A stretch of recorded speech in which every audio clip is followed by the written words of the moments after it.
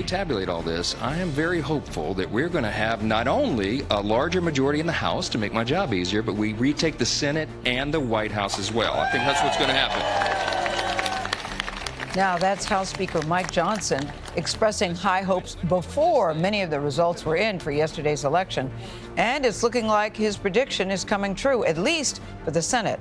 Scott MacFarlane has been working long hours keeping track of all of this and joins us now to bring us up to date. Scott, good morning to you. So what are your thoughts on what Capitol Hill is going to look like come January? Yeah, Gayle, good morning. Trump's going to have some muscle in the U.S. Senate. I want to bring up the U.S. Senate and show you where we are as this morning begins. Republicans hit that magic number.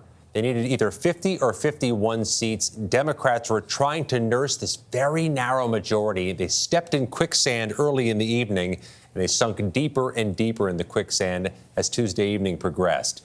West Virginia's Democratic Senate seat is going to go to the Republican contender, two-term Governor Jim Justice. He wins, and as you can see from those numbers, he won big. In Ohio, the neighboring state, Democrats were trying to nurse their Senate seat there with three-term incumbent Sherrod Brown, who served in the U.S. House previously and literally wrote a book about Congress. Sherrod Brown projected to lose to the Republican Bernie Moreno.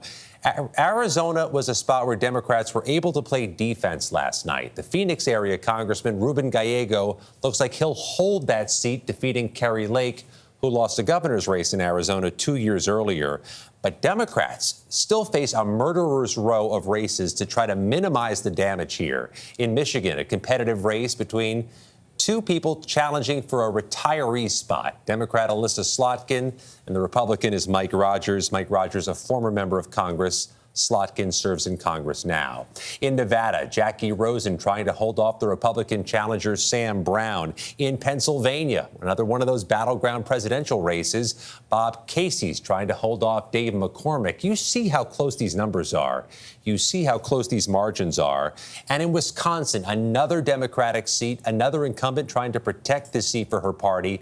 Tammy Baldwin with a slight edge now over Eric Hovde. Oh, by the way, control of the U.S. House is also up for grabs. And at this point, it's too close to call. Narrow margins, a very slim set of battleground seats. The magic number here, 218.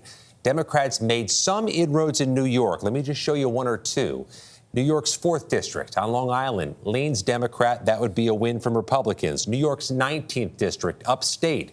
Democrats appear poised to win that one back from Republicans, but the Republicans, Nate, made inroads in those presidential battleground states. In Michigan, in the 7th District, they appear poised to win a Democratic seat. And in Pennsylvania, not one, but 2 seats. The 8th District in Scranton and the 7th District in Allentown appear poised to flip. Republicans are bullish on their prospects of winning the House, too. All right, Scott, thank you so much. As we unpack Election Day and spin things forward, we're going to look at what President Trump's priorities might be when he takes office. Stick around. You're watching CBS Mornings.